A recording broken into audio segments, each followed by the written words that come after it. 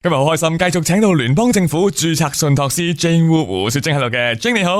Hello Brian。係嗱，咁我知道咧，早幾年咧，其實好多嘅朋友咧都係買咗一啲嘅樓花吓，咁到而家咧數下手指，差唔多時候咧係收樓噶啦。咁但係而家嘅利息咧比起幾年前啊，咁啊高於好多啦。咁大家咧可能就對收樓呢一方面咧又覺得好大壓力。其實呢個市場環境咧，對於啲準備要收樓嗰啲嘅準買家嚟講咧，有啲咩影響咧？係咪都有唔少嘅個案咧，即係揾阿 Jane 幫手嘅咧？呢個情形我哋成日都見，因為好多聽眾都打電話嚟，就因為佢去到收唔到屋嗰個情形啊，即係話好似你頭先講，佢利息高咗，樓價跌咗，變咗銀行嗰度借貸款嗰度咧，或者唔順利，或者有啲人咧直情唔想 close， 因為樓價跌咗，所以佢哋個擔心咧就係話嗰個商家會唔會告佢哋啊？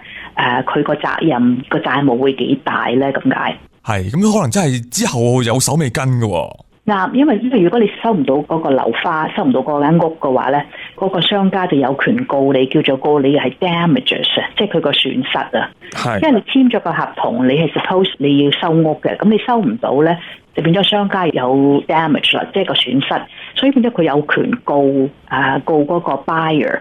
咁我哋平時見慣咧，隨時幾十萬啦，嗰個 lawsuit 都唔定嘅。但係個情形就係，如果你想打電話諮詢下咧，我哋大家可以傾一傾。但係 until 你個商家出咗嗰個尾數，嗰個數目字，知道要賠償幾多咧，我哋根本唔知道個債務幾大啊。但係總之債務幾大都好，都可以用債務重組嗰個辦法嚟處理嘅。係咁，有啲朋友可能有個擔心嘅就係話，佢嘅配偶或者家庭成員係咪要對佢嘅債務都要負翻啲責任嘅咧？要孭上身嘅咧會係？唯一你個佳偶或者你個 partner、你個 spouse 要負責任，就係因為佢簽咗個合約。